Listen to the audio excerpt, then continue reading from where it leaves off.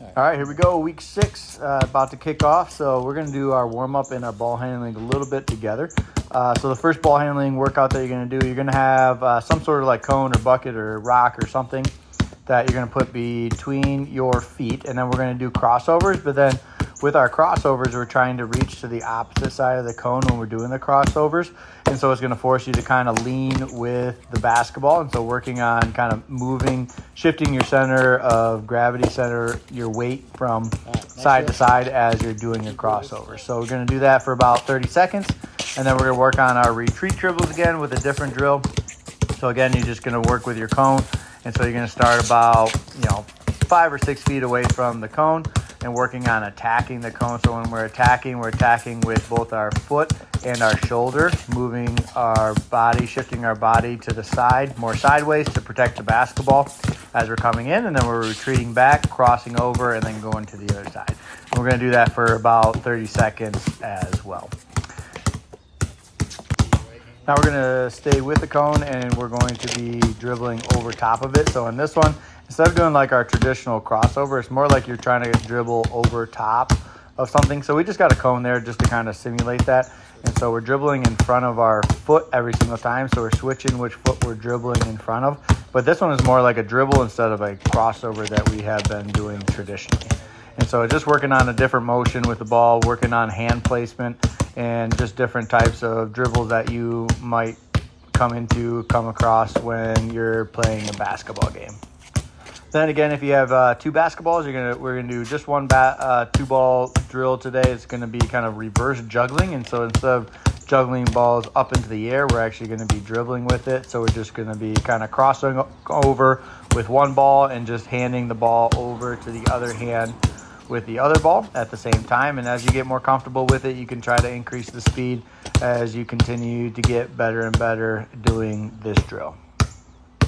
So then the next drill we're going to do is now we need 2 cones. So we're working on crossing over and we're working on staying low with our crossovers, and again working on shifting our weight from foot to foot. And so you're just crossing over, and then with the pound dribble, then you're reaching down to touch the cone. Or whatever you have. So buckets would work really well for this drill. Something a little bit higher. The cones on the ground are a little bit short, so something a little taller might help. Then for the next one, variation that we're going to do is we're going to dribble in front of the cone, then we're going to dribble back, and then we're going to go behind. So dribble front, back, back, behind, front, back, behind. And so you're just going to keep repeating that pattern over and over again. And so we're going to do that for about 30 seconds or until you get comfortable with that one. So the key is definitely get that ball up in front. And so it's working on both moving that ball forward and backwards, but also working on your behind the back at the same time. Then we're going to get to a 3-cone drill. And so this is going to be working on our layup. So we're working on our agility and footwork a little bit. So you're going over the cones. And so you can kind of see how we're going. So the biggest thing on this one is you're going 2 feet in between the cones, but then on the last cone, notice that you're just putting your 1 foot out. So the left foot goes on the outside of that last cone. And then once you get back to the original spot, then we're going forward. And one thing that we're really working on is making sure that we're not taking a false step. So after we get done, we want to go right into our layup. So we want to go forward with that last step after we're done with the drill and back to the original position. And then we want to go into just a normal layup on the right side. So I'd make 10 right-handed layups, and then you're going to switch over to the left side and do the same thing. So going through the cones, 2 in the middle, 1 on the outside. And then as we get back down to the left-handed layup, make sure that your first step after you finish the 3-cone progression is going to be then a forward step, so going forward into that left-handed layup.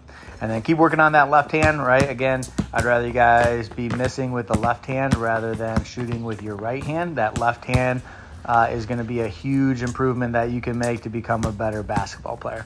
And last thing to notice is that we're not dribbling in between the cones, so you just keep the ball in your hand and then you're dribbling for the layup. So next we're going to be working on our reverse layups, which is when you're going on one side of the hoop and then actually going to finish it with a layup on the opposite side. And so we're still going to be taking our 1-2 step progression. So when I'm finishing on the opposite side with my right hand, I want to go right, left. And on the left side, I want to go left, right.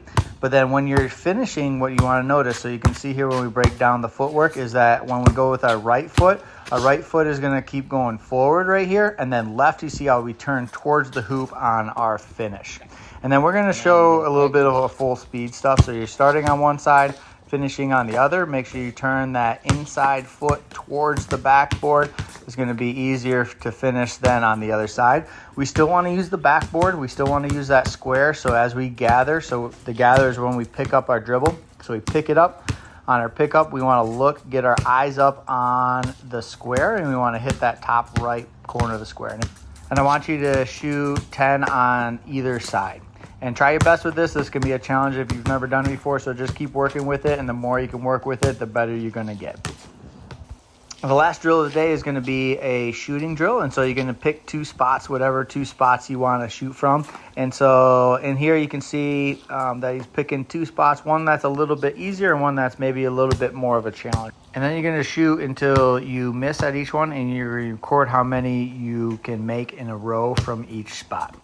And so you just keep shooting from the same spot until you miss and record how many you're making in a row. And then it's just going to be a little bit of a challenge against yourself. So each spot's going to have a different record, personal record that you're going to have as you're going through. And then when you miss, you just transfer over to the other spot, and then you try to beat the record at the other spot. So for example, you could have a record of 4 at one spot and 2 at the other, and then every time you're going to that spot, you're just trying to beat that personal record that you have. And then you can do this drill more than one time throughout the week, and we can just do it more and more and try to beat your records that you had. Or you could pick different spots. It's really up to you, whatever you want to do to challenge yourself. You could even choose more than 2 spots if that's something that you want to do, and you can pick whatever 2 spots that you want. So ultimately, just make sure you're having fun with it and keep working hard. Proud of each one of you guys. Keep it up.